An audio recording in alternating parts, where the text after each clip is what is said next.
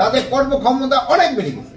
এই জন্য ইলেকশনে কোনো ধরনের কোনো অসুবিধা হবে না, কোনো ধরনের কোনো অসুবিধা হবে না। আর এই যে ধরেন যে অগাস্টের যে পরিস্থিতি হয়েছিল, এই পরিস্থিতি অন্য কোনো ইলেকশনের আগে কোনো সময় হয়েছিল?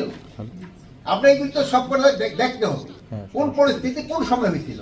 এই পরিস্থিতির সাথে মিলে যদি দেখেন, আমরা এবার ইলেকশনটা খুবই ভালোভাবে করতে পারে। আবার এখানে আপনি এটুকুই বলি, আপনি অন্যান্য ইলেকশনের সাথে যেহেতু ভাইরা বয়স্ক যারা আছে, এই ভাইরা তো অবশ্যই জানবে যে আপনি অন্যান্য ইলেকশনের সময় শিডিউল ডিক্লেয়ার করার পরে কিরকম পরিস্থিতি ছিল আর এখনকার পরিস্থিতি কিরকম আপনারা ই করে দেখেন।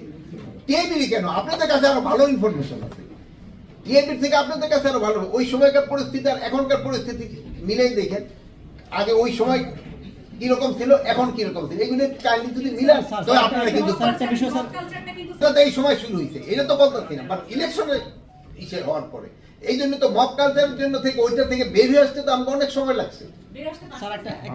এই সব আপনি বের হইতে পারতেন কিনা এটা পরে, আপনারা যদি বের হইতে পারতেন আমরাও বের হইতে পারতাম। তাদের কনসার্ন জানিয়েছে।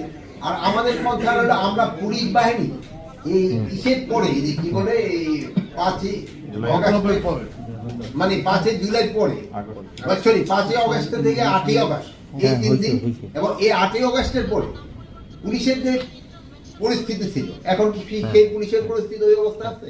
এটা একটা উত্তর দেন আগে আপনি। এখন বলেন ওই অবস্থা আছে? এখন পুলিশ গ্যারান্টি দিবেন আপনি ইলেকশন যে মব হবে না, মবকে আমরা বানাই নাকি? প্রিপারেশন তো থাকতে হবে স্যার।